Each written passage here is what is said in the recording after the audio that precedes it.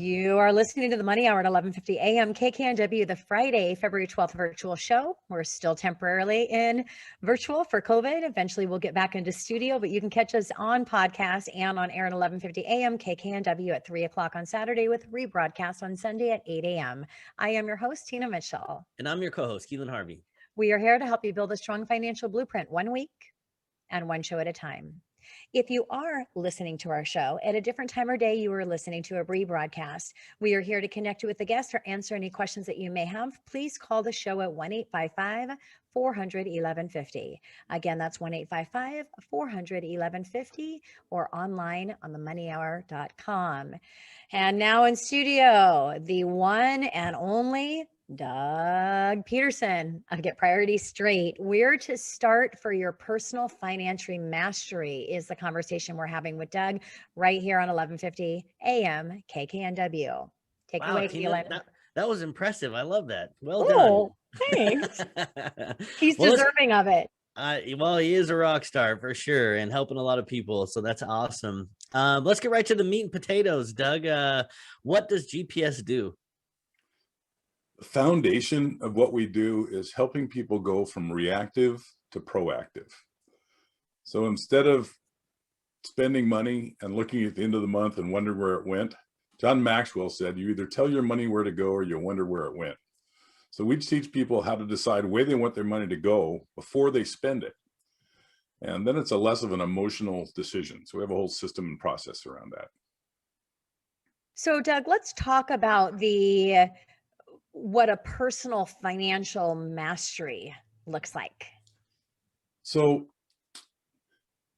I'm really talking about financial integrity when you master your finances, and that's about habits with money.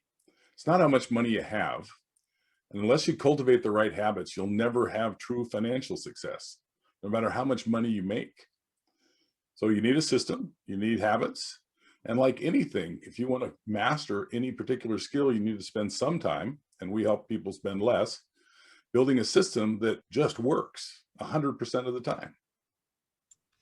And this is where we have Doug as a regular contributor of our show. Obviously, Keelan and I are local mortgage experts. I'm also a time management and business efficiency coach. And so Doug are on the same line, but we coach around totally different things.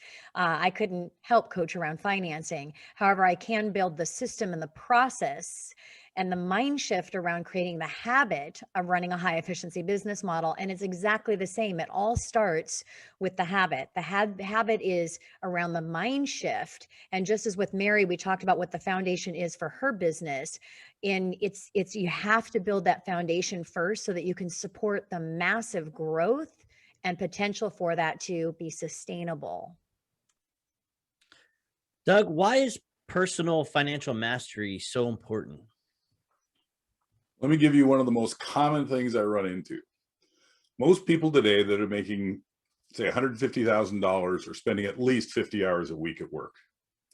My experience is that we can eliminate about 15% of the money they spend just by being aware of it without affecting their living style at all, their lifestyle at all. That equates to 32 hours a month of earning money that's being wasted by not paying attention to something that doesn't change your lifestyle.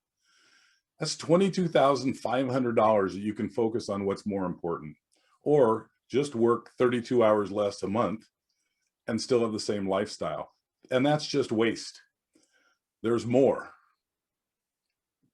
I'm not going to go into them now. We'll get into that on the next time we have you on the show. So Doug, let's talk about, because somebody might ask, understanding really how bad my finances are is going to bring on stress, or are you eliminating that stress through the understanding? So can you talk a little bit about that? It's funny because we're really talking about stress or lack of confidence. And when things are uncertain, we have less confidence. When you have predictability, confidence comes, which decreases stress. So if you know where you are, in fact, one of the biggest comments I get is, I don't think about money much anymore because I've already decided where my money is going to go, and I know what my expenses are, and I know what they're going to be. Not 100%, you don't plan, you have to have an emergency fund, but I already know I have an emergency fund to carry the things I don't know. So that really, the certainty and clarity really helps reduce stress. In fact, I've had people say, I don't even worry about it or think about it anymore. And I used to a lot. In fact, I had one person say, I'm worried about, I don't even know if I should worry, but I'm worried about that because I just don't know where I am. And that's totally fair. I mean, that's probably a common answer. You know, Doug, one of the things that inspires me is I've realized, you know, and I've been fortunate to be pretty successful, is that money is great and you chase this thing money, but money is time to me. And it's the exchange of having more time to do things you want. And I think some of the best definitions of financial freedom I heard is when your bills are paid and you're no longer exchanging time for money. And I mean, that's a long road and process and a lot of hard work. So I'd rather work my tail off now, be hyper focused so I can quit exchanging time for money later on in my life earlier. Well, I think Keelan, I'm hoping, like Mary said, on her end, it only takes 30 years. I only have 4 years left to go on that as well. you could probably retire last year, Tina. I don't see it happening ever, but you're just too spunky. But Doug, why do you believe that people don't focus more on time and energy when it comes to their personal finances? I have a couple answers, and kind of to shift, you know, trading time and energy. All we have is time, and time is our life energy, and we're trading our life energy for doing work and getting dollars. For the general public, they generally don't understand the impact of not paying attention to their money, and they also don't know how to proactively managing it anyway. Most people spend 1 to 2 hours paying bills and just don't manage their money. So, you know, why don't I think they focus? They don't know what to do, and they don't see a payoff. They don't, it just seems like a lot of work and it's stressful, and I just as soon not deal with it. And the amazing thing is when you total up how much people make in a lifetime, and I mentioned that 15% earlier, and say, how would you like to have that 15% of your lifetime earnings doing something instead of wasting it that you didn't even notice? I mean, it's a huge number. So I really think people just don't know where to start. And actually, because I didn't know where to start. I Yeah. worked on this for a long time. It wasn't until 1996 where I really got on the same page with my spouse and feel like I had it down. So Doug, it's kind of like someone gets a love letter from the IRS and they put it in their drawer. They know by putting it in their drawer, it's going to get really bad really quick and it's going to cost them a lot of money, but they still do it. So what are you telling people? What's that first small step to engage, to move forward and not just put this in the drawer and hope it's going to get better all on its own?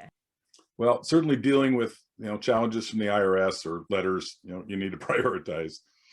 But I mentioned earlier, you got to tell your money where to go or you wonder where it went. Well, the first thing you have to do is use some kind of budget application or spreadsheet or something so you know where your money is going. And you can decide what you want your money to do before you spend it. I saw someone that said, what are the money tips around the first of the year as you get started? She said, track what you spend. So by having awareness, we can make big changes. If you're not aware, you don't know what changes to make. So that would be the first step. Yeah, my love letter example was like that worst case scenario of anything. And it's kind of just when you have created a habit of just pushing things aside, you're even pushing the love letter from the IRS aside. So you have to, and I love how you say that, the awareness. I've always heard too, if you just save for something, if you always have something you want, it doesn't matter if it's an expensive purse or if it's something practical that you really need for the family. The fact that you are actually saving for something that you really want, you're going to be less apt to actually buy something that you don't want. And then always, as Doug's talking about too, force yourself to write it down or put it in that app. When you're forcing to do the actual activity that you're spending the money, has a huge impact. You know, Doug, for me, one of the biggest impacts in my life is having long-term goals and then breaking it down into manageable tasks, kind of reverse engineering that goal. What would you suggest to people, or as far as a long-term goal, to get started understanding their finances better? Well, I would do it in a couple stages. First understanding, where the money is going monthly, but also setting aside money for their infrequent expenses so that when you go on vacation, you celebrate Christmas, you have to pay that insurance bill, the money's always there. Home maintenance, yard maintenance, the list goes on and on. As far as long-term goals, though, it's exactly the same thing.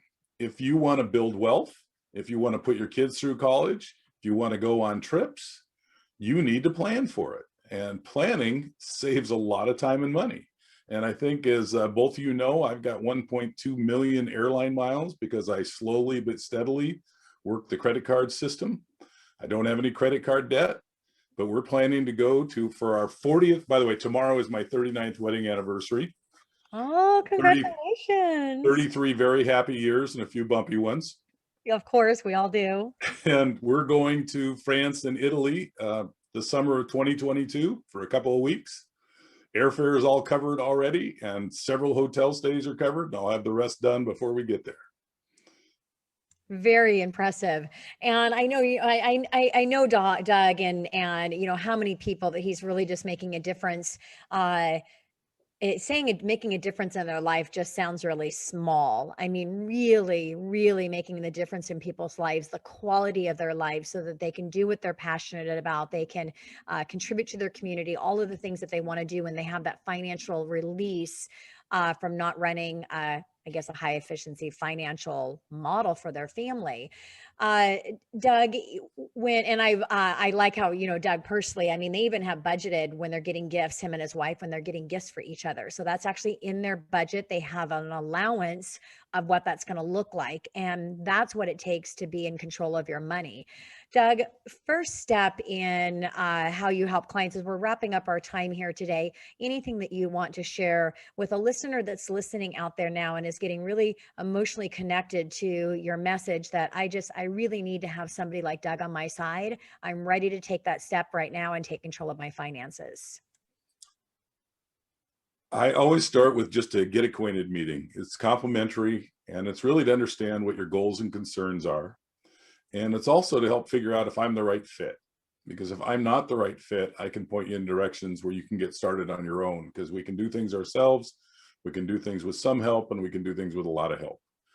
And so that's where I would start. It's just contact me to have a get acquainted meeting and help me understand what you're doing so I can give you some direction. Now, one thing that I think is really important is I don't sell any products. I don't manage investments. I'm not a financial planner. I don't do any of that. I'm just here to help you figure out what to do next. And if having somebody help you do it faster for a fee is interesting, I can help you with that. But if you can't afford it, I don't want to be another debt. And I can tell you that too. Well, I imagine when it all said and done, Doug, that debt is going to definitely not really be debt, because it's going to be paying off things that they need. I mean, we've all heard this, you know, the best of the best in the world and anything that they do, they all have coaches. They have people that are seeing from an outside perspective. In this situation, somebody that has the knowledge and how to walk you through, coach you, keep you accountable to your financial decisions and the commitments that you're making. So encourage to reach out to the show to connect with Doug. Doug, you want to give your contact information as well for somebody that's listening right now? Sure. It's Doug at getprioritystraight.com, or just my phone number is 206-264-4424. Call or text. Doug, thank you so much. It's always a pleasure to have you here, and excited to have our series as we're having you come in every single month to share a little bit more about how to get your priorities straight when it comes to your financing.